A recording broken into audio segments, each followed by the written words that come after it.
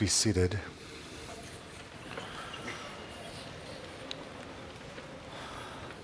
A few years ago, I was called in the middle of the night to see a young man in the hospital. He was in his 20s.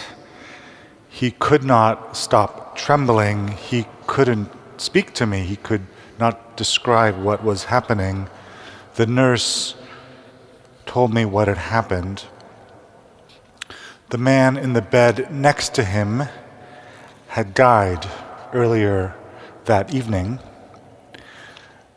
Their beds were separated only by a thin curtain.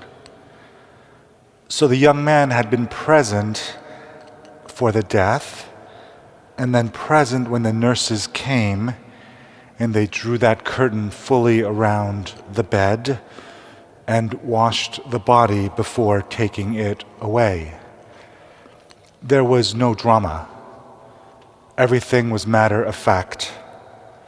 Death was stripped of its ceremony.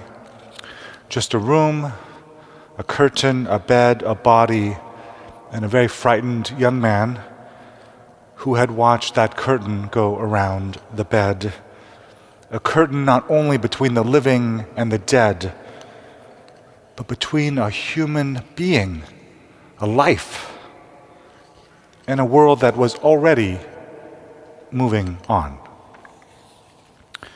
I think what shook him was not only that death had been so near to him, but how quickly death had become just mundane procedure. How easily that curtain was drawn. That curtain is everywhere once you learn to see it. It's in the language we use when we speak of death: casualties, collateral damage, fatalities, remains, ashes. It is in the gap between a human being and the name a bureaucracy will give them: the state, a hospital, the funeral industry.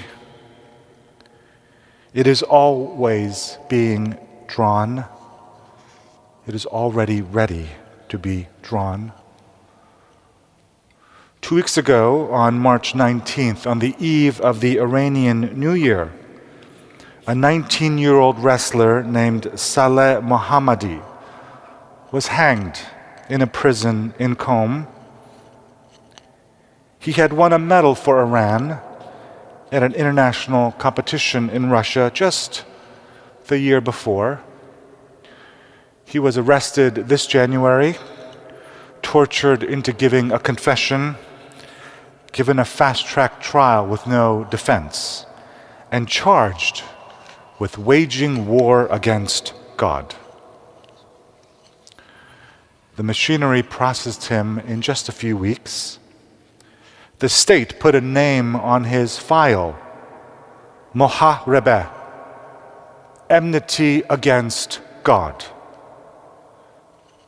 The execution was carried out before dawn, right before the holiday. Saleh Mohammadi, a body built for wrestling, 19 years old. The machinery drew its curtain before dawn. That would have been that. This is what St. John's Passion refuses to allow. The Gospel tells this story with a terrible plainness. Pilate does what all provincial governors do. The soldiers do what they have always done. The orders are given. The sentences carried out. Bodies handled. But the Gospel refuses to move on. It will not let the curtain be drawn so easily. It lingers over the body of Jesus. He is scourged, exposed, pierced, taken down, wrapped, and buried. Every indignity is seen and named. The gospel will not let this body disappear into a symbol or become a metaphor for suffering.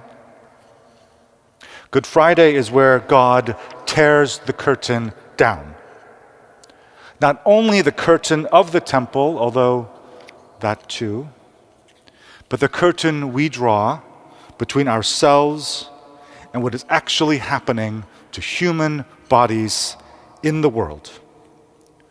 The curtain that turns a person into a case file and a death into a statistic. And when that curtain comes down, God does not simply expose what is hidden, God hallows it. The state had given Saleh Mohammadi a name for its file, Muharebe, enmity against God.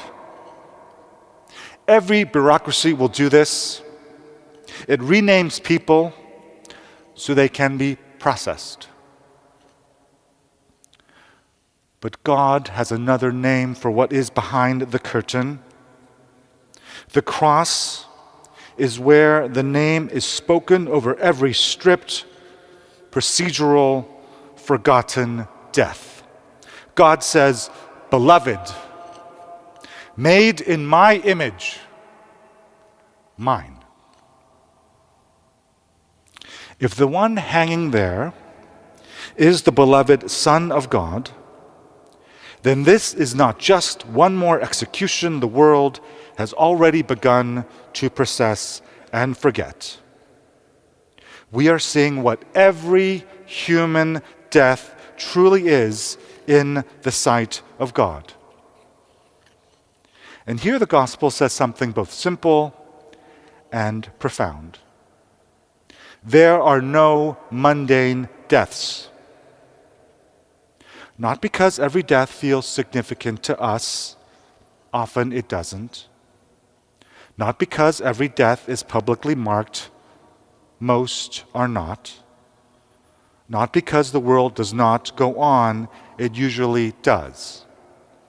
But because no human being is ever merely a body. What is revealed at the cross is not only who Jesus is, but what every human life is worth. Saleh Mohammadi's life, the man in the next bed, your life. The cross writes the same name over them all. Beloved. And no file, no charge, no procedure will override it. For the greater temptation is not open cruelty. The greater temptation is becoming the sort of people who can stand at the foot of the cross, look full at what is happening there, and feel nothing. Who can regard the crucified body of Jesus and let it become familiar, procedural, already processed. Good Friday asks whether we have the courage to look and to keep looking. At the cross, God has answered. God refuses to draw the curtain. God remains with that body, that life, that death. God remains with our body, our life, our death. And so we insist, God calls all of them beloved.